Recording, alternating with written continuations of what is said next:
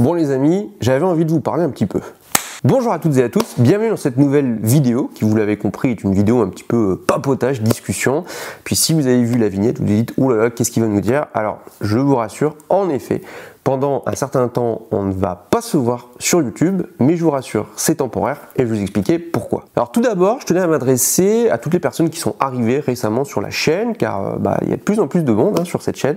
Donc je vous souhaite déjà la bienvenue et je suis très content de voir que cette chaîne, elle avance. Et donc j'ai énormément de plaisir à poster du contenu. Donc là, il va y avoir une pause et donc dans cette vidéo après, je vais vous expliquer pourquoi. Mais déjà, je tenais quand même à faire un petit point sur, on va dire, les semaines précédentes parce que je n'ai pas été aussi assidu autant que je l'aurais voulu sur la chaîne. Pourquoi? Parce que YouTube c'est top et j'ai énormément de plaisir à publier du contenu sur YouTube, mais en attendant ça n'est absolument pas ça qui me fait vivre, c'est pas ça qui remplit mon frigo. Et donc à côté en fait je mène plein de choses différentes parallèlement en tant que photographe. Et donc pour donner un exemple très concret, et c'est le travail qui me plaît le plus en ce moment, c'est que ça fait maintenant 1 an et demi que je travaille avec l'Office du tourisme de Calais, parce que j'habite dans le nord de la France, sur la côte d'Opale entre Boulogne et Calais. Et donc moi en tant que photographe, je travaille pour l'Office du tourisme de la communauté d'agglomération donc du Calaisis. Et ça fait un moment en fait qu'on bosse sur la nouvelle marque du territoire qui s'appelle Calais XXL.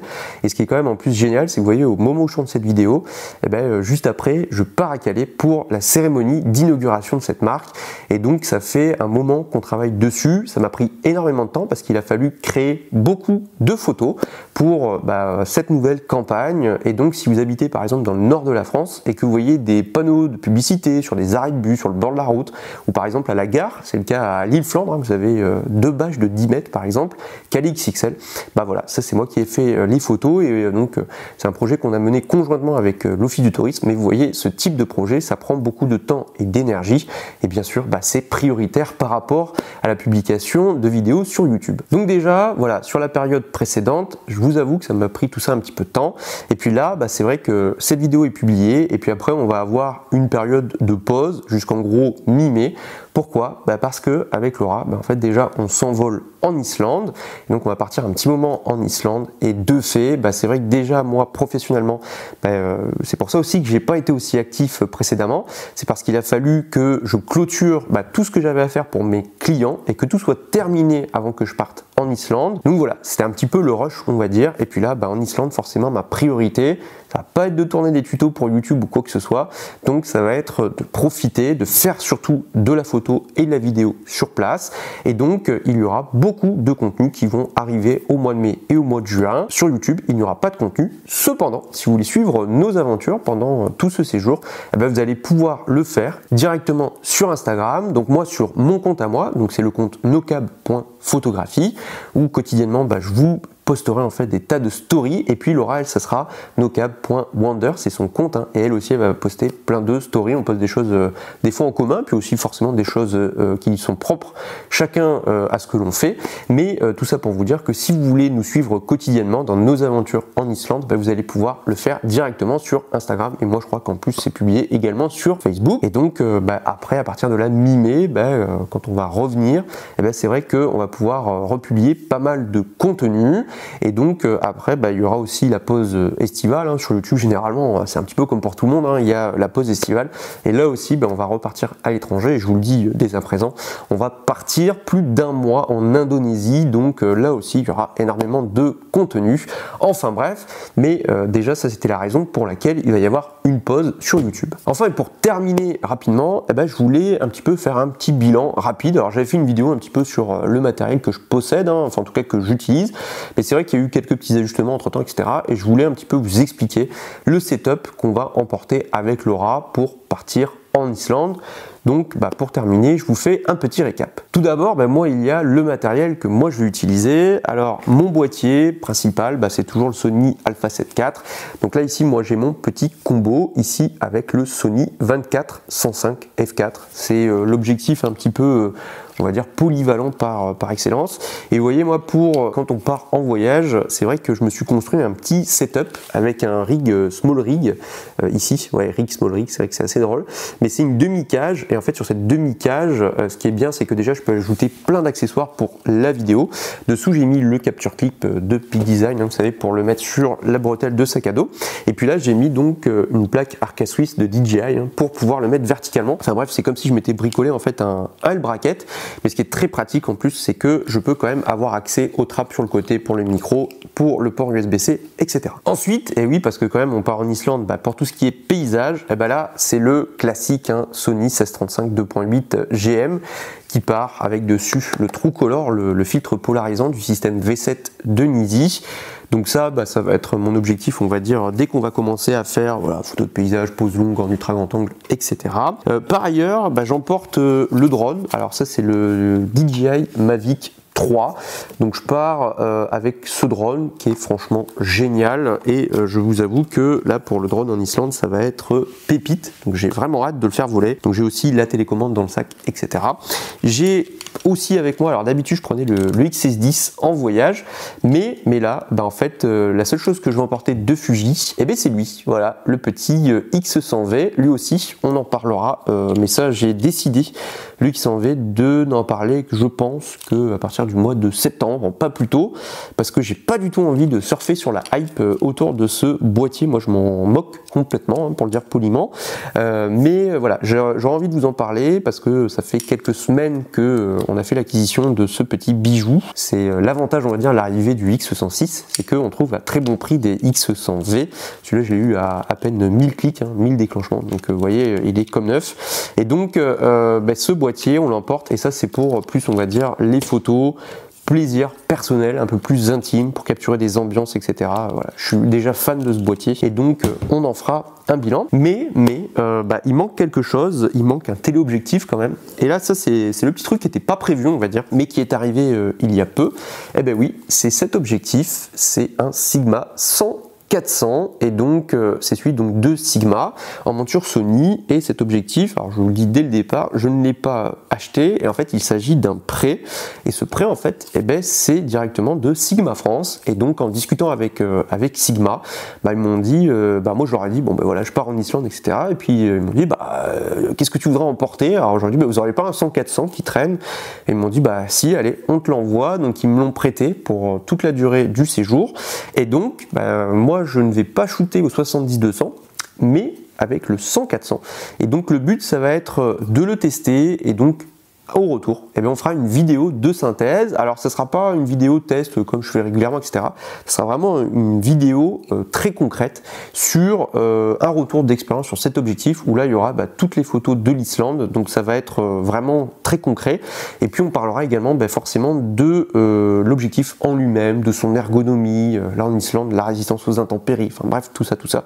Donc ça sera l'occasion. Et puis plus largement, je vous le dis, il y aura par la suite d'autres tests de Sigma qui vont arriver, parce qu'en discutant avec Sigma, bah on s'est dit que notamment il serait intéressant, ça je pense que ce sera en mai ou en juin, par exemple je testerai le 70-200 en monture Sony de Sigma, puis on testera des tas d'autres objectifs. J'aimerais bien tester le 500 mm 5.6, etc. Enfin bref, n'hésitez pas à me dire en commentaire d'ailleurs chez Sigma quelles optiques vous intéresserait. Et puis voilà, moi ça pourrait aussi m'orienter, parce que dans leur gamme d'optiques, hein, il y a pas mal de choses moi aussi qui m'intéressent. Mais bon, s'il y a des objectifs qui se démarquent, bah, je les demanderai pour aussi répondre à vos envies. Voilà, donc après dans le sac, moi j'ai tout plein de choses, des accessoires. J'ai par exemple là, bah oui, hein, la pochette de Nisi, hein, pour là-dedans j'ai le kit V7 avec les filtres ND carré, les GND, donc pour faire tout ce qui est pose longue, etc. J'ai également les filtres Nisi Swift, hein, vous savez, les filtres qui s'enfoncent, ça c'est notamment pour faire de la vidéo. Voilà, puis après j'ai plein d'accessoires, j'ai mes documents pour le drone, j'ai les filtres pour le drone, j'ai la frontale, une couverture survie, un sifflet, j'ai à manger, j'ai des Kleenex, enfin bref, j'ai énormément de choses. Donc ça, on va dire que ça c'est pour mon setup.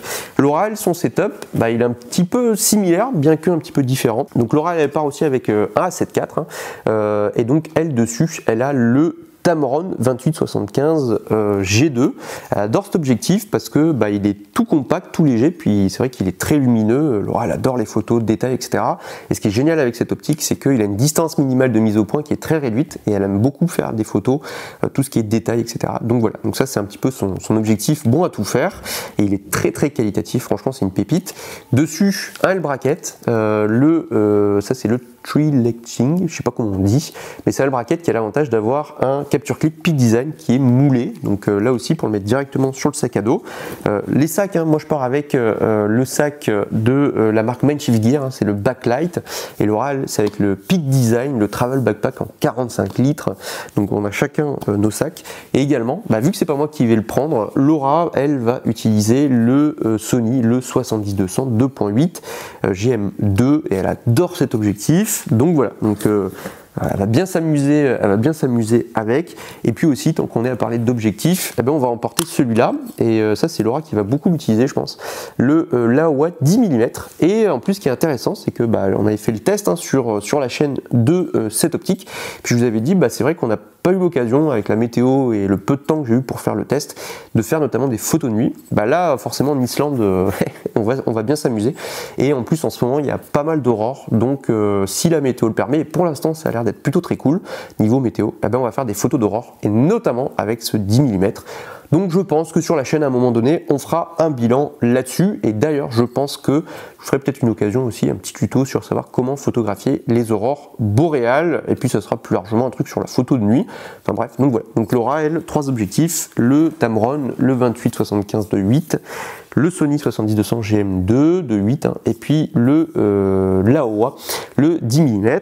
Après elle a plein d'accessoires, on a par exemple la Cam 360 qui est ici, c'est une Insta 360, nous on a la One RS, et donc l'avantage de cette cam c'est que là vous voyez vous avez le module GoPro pour faire des vidéos, voilà, c'est comme une GoPro, sauf que vous avez aussi un module 360, donc pour faire des vidéos 360 notamment pour les réseaux sociaux et tout, donc c'est franchement génial. Forcément on part aussi avec des trépieds, moi je pars avec le Léo Photo, vous savez, le Poséidon, dont là aussi on a parlé sur la chaîne, trépied que j'adore, mais vraiment, et en Islande, lui il va être comme un poisson dans l'eau, sans faire de mauvais jeu de mots, et donc on va faire beaucoup de seascape, de paysages de bord de mer, donc forcément lui il va énormément servir, et ça c'est le petit nouveau, dont on parlera également au retour de cette pause, et lui il est arrivé juste avant, et c'est le Ranger LS 224C de Léo Photo. Pourquoi? Parce que Laura elle voulait un petit trépied, et en fait c'est vrai qu'on a plusieurs Léo Photo,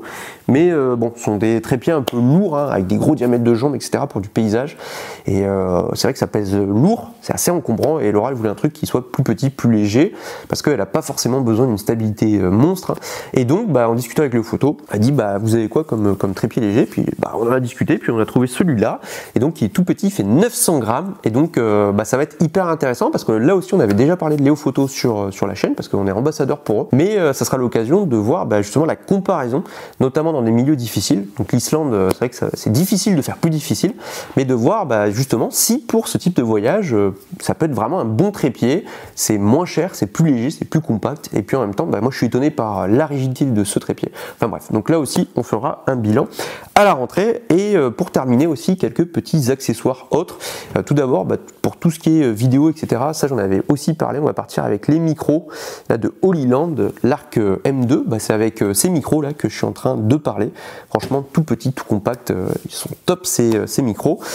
Niveau vêtements, vous voyez là aussi, alors, là je vois il y a des poils de pingou partout, c'est absolument affreux, mais voilà, parce qu'il fait quand même assez frais en Islande. On part avec nos gants de la marque The Heat Company, c'est une marque autrichienne de gants. Là aussi on avait fait une vidéo sur la chaîne, et notamment avec les moufles qui sont vraiment géniales. Enfin, c'est franchement du matériel qui est pensé pour les photographes, c'est top. Et dernière petite chose quand même, ça j'ai un petit peu détourné le truc, c'est que vu qu'on travaille avec Peak Design, c'est vrai que on avait cette pochette là qui s'appelle le Wash Push, qui est une pochette qui rentre parfaitement dans le sac, dans le travel backpack. Et ce qui est drôle, c'est que au départ ça c'est pour mettre des produits d'hygiène, et c'est vrai que jusque là, nous on mettait, vous savez, le gel douche, la brosse à dents, etc.